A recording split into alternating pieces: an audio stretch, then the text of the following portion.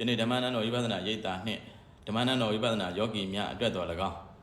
အနေနဲ့ရရမှစေနာချင်းကုသိုလ်ရှင်များအတွက်ဝမ်းမြောက်ဝမ်းသာတာရုခေါ်ဆိုနိုင်ပါစေခြင်းအကျိုးငှာမင်္ဂလာရှိသောအနုမောဒနာကထာသတင်းကောင်းများဖြစ်ပါတယ်2026ခုနှစ်တလပိုင်း1ရက်နေ့၌လူဒန်းအပ်သောကောင်းမှုကုသိုလ်အလှူအား2026ယနေ့တလပိုင်း4ရက်နေ့၌အနုမောဒနာကထာဖြင့်ဟောကြားအတိပေးအပ်ပါတယ်ဓမ္မနန္ဒဝိပဿနာရိပ်သာတီဆောက်ဖို့ရန်အတွက်သာသနာမြေရိပ်သာမြေဖြစ်လိုအပ်နေသောနောကာမဝတ္ထုငွေ3,200ကျပ်အားမိထီလာမြို့နေတိရိမင်္ဂလာခောက်ဝေးရက်ကွက်ပရောင်းမြိုင်လန်းနေငပြောတန်းစီသက်ပိုင်ရှင်2019ခုနှစ်2လပိုင်း18ရက်နေ့၌တဘောတက္ကနာချုပ်ငိမ့်သွားသောအနန္တခိုင်ဝင်ကျေးဇူးရှင်ဖခင်ကြီးဦးအောင်ညွန့်အား၎င်း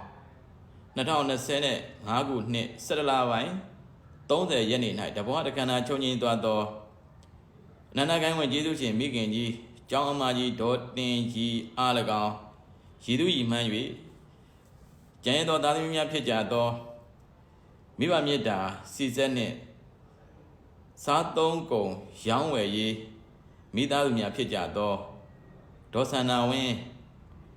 ဒေါ်တီတာဝင်းဒေါ်နွယ်နယ်တန့်နှင့်ဦးမြင့်ဝေဒေါ်ညွန့်ညွန့်ရီမိသားစုတို့မှဓမ္မနန္ဒဝိပဿနာရိပ်သာတိဆောက်ဖို့ရန်အတွက်သာသနာမြေရိပ်သာမြေဖြစ်3ဧကစာလိုအပ်နေသောနဝကမ္မဝတ္ထုငွေ3,200ကျပ်အားတရားပြုဝိညာဉ်ရှိပြေးကာဘဝတောင်းတကင်းကွာပြီးလှူဒန်းသမှုဤကောင်းမှုအားပြုလုပ်လှူဒန်းလိုက်ပါသည်ဤကောင်းမှုကုသိုလ်ကံစေတနာအစုစုတို့ကြောင့်အလူရှင်အလူအမအလူတကအလူမအပေါင်းတို့သည်ယနေ့မှစ၍ကြောက်ဆက်ဖြစ်သောကတ်ဆိုဘေးသို့အန္တရာယ်သို့ယောဂါသို့အမျိုးမျိုးကင်းစင်လွင်ပြောက်ပြီးဧဝဧကန္နာနှင့်ပင်ဤသာသနာတော်အတွင်း၌ဒုက္ခအပေါင်းတို့ချုပ်ငြိမ်းရန်ဖြစ်သောနိဗ္ဗာန်သို့မျက်မှောက်ပြုနိုင်သောစေနာရှင်ကုသိုလ်ရှင်အလုံးသောကျောင်းအမည်ကုသိုလ်ရှင်များဖြစ်ကြပါစေထိုမှတပံတဘောတက္ကနာချုပ်ငြိမ်းသွားကြပြီဖြစ်သောကျောင်းတကာကြီးဦးအောင်ညွန့်သည်၎င်းကျောင်းဓာယိကာမကြီးဒေါ်တင်ရီသည်၎င်းဒီကနေ့သောအခါသမယ၌မသိမတဲ့နှလုံးသွင်းမိညာယနေ့ယခုကျန်ရင်သောမိသားစုတို့မှဓမ္မနန္ဒဝိပဿနာရိပ်သာတိဆောက်ရန်အတွက်သာသနာမြေရိပ်သာမြေဖြစ်လိုအပ်နေသောနဝကမ္မဝတ္ထုငွေ3,200ကျပ်အားလှူဒန်း၍ပေးပို့အပ်သောကုသိုလ်ကောင်းမှုတို့အားအကယ်၍ဒီကနေ့အခါသမယ၌မသိမတဲ့နှလုံးသွင်းမိညာမရောက်ရှိခေါင်းသောဘုံဘုံဌာနစီတို့ရောက်ရှိနေညာယနေ့ယခုကျန်သောသာသမီမိသားစုတို့မှကျောင်းမြေသာသနာမြေအတွက်လှူဒန်းအပ်သောကုသိုလ်ကောင်းမှုတို့အားအမြတ်ပေးဝေစေခဏ၌တာရုခေါ်နိုင်၍တော်၎င်းအမမတာတဘာဘာသော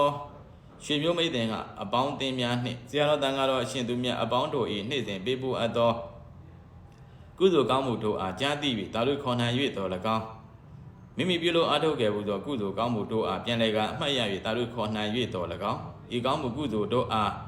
တာရုခေါ်နိုင်ပြီးလျင်အကယ်၍နေကြသောဘုံဘဝဘုံဌာနသည်သို့ရောက်ရှိနေညာမြင့်မြတ်သောဘုံဘဝဘုံဌာနစီသို့ရောက်ရှိပါစေဟုဆုတောင်းသမှုအာယုံဖြူ၍ဤကြောင်းမြေကုသိုလ်အာလုံးသောအစရှိသောကုသိုလ်ကောင်းမှုတို့အားအမြတ်မေတ္တာပေးပါတယ်အာလုံးသာဓုခေါ်နိုင်ကြပါစေအဲ့တော့ဘဝတံပတ္တိအကင်ခမာနေနပောတိတံဣတံတဏှာနိတိတံယနေ့ယခုလူထမ်းရသောကျောင်းမြေကုသိုလ်အတွက်ဘဝတံပတ္တိဘဝကိုတောင်းတပြီးတော့ဘဝချမ်းသာနိုးဘဝကြီးပွားနိုးနဲ့ညှော်ကိုပြီးတော့ကျောင်းမြေကုသိုလ်စသောမိမိတို့နေ့စဉ်ပြုလို့သောကုသိုလ်တို့အားအကြောင်းပြုပြီးတော့ ၎င်းကုသိုလ်တို့ကိုမှီပြီးတော့ဘဝချမ်းသာကြောင်းဘဝကြီးပွားကြောင်းနောင်ဘဝကောင်းကြောင်းနောင်ဘဝအစဉ်ပြေကြောင်းယခုဘဝကြီးပွားကြောင်းယခုဘဝချမ်းသာကြောင်းကိုဆုတောင်းပြီးတော့လှူမဲ့လှူတဲ့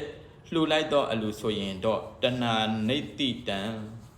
တဏှာကတ်သောအလူဝါလောဘနဲ့ရှင်သောအလူဒုက္ခမှမလွတ်သောအလူ၎င်းအလူမျိုးကိုတော့ဘုရားအစာရှိသောသူတော်ကောင်းအရိယာတို့တာရုမခေါ်သောအလူဖြစ်တယ်လို့ပါရမီမြောက်သောအလူလည်းမဖြစ်ပါဘာဖြစ်လို့လဲလို့မေးရင်ယခုရထားတဲ့ဘဝဒုက္ခသစ္စာမှတည်နောက်တပံဘဝဒုက္ခကိုရဖို့အတွက်ယနေ့လူထမ်းသော3000နှင့်အတီးတီးသောကြောင်းမြေအတွက်စသည်လှူဒန်းသောအလူရှင်များသည်ဤကုသိုလ်အားအကြောင်းပြု၍ကောင်းမှုဆုတောင်းသောအခါသမုဒိယသစ္စာလောဘတဏှာဥသိပြီးနာဘဝတွေကိုပြန်လည်တောင်းတ၍လှူသောအလူဖြစ်သောကြောင့်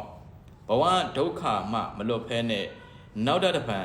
သမုဒိယသစ္စာနဲ့တောင်းဒုက္ခသစ္စာယနေ့လိုပဲလှူနှံတိုင်းနိုင်သောယနေ့လိုပဲချမ်းသာကြွယ်ဝသော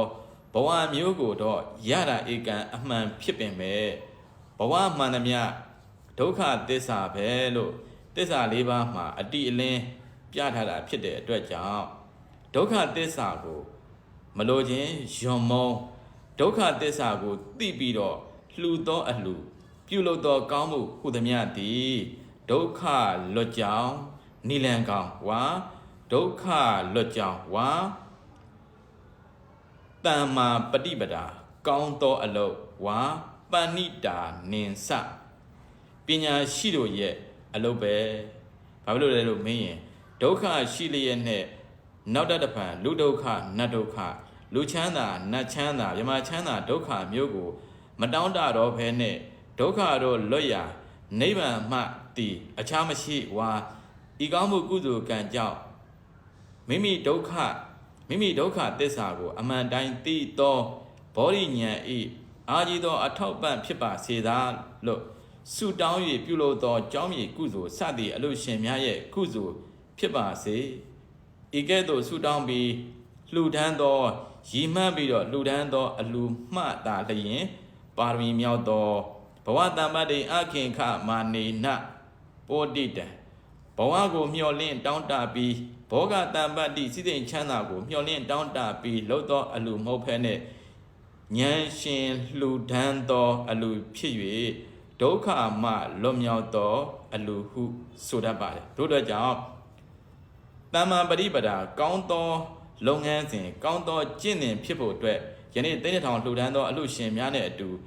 အ ਨੇ များမဆိုစသည်နေရာဒေသအသီးသီးမှလှူဒန်းသောကုသိုလ်ရှင်များ၏ဤကုသိုလ်ကောင်းမှုသည်တစ္ဆာတိသောဘောဓိဉာဏ်ဤအာကြီးသောအထောက်ပံ့ဖြစ်ပါစေဤကုသိုလ်ကံစေတနာကြောင့်ဒုက္ခအပေါင်းတို့လွတ်မြောက်ရာဖြစ်သောနိဗ္ဗာန်သို့၎င်းအိုနာသည်ဒုက္ခအပေါင်းချုပ်ငြိမ်းရာဖြစ်သောနိဗ္ဗာန်သို့မျက်မှောက်ပြုနိုင်သောစေတနာရှင်ကုသိုလ်ရှင်တွေဖြစ်ကြပါစေကုန်သတည်း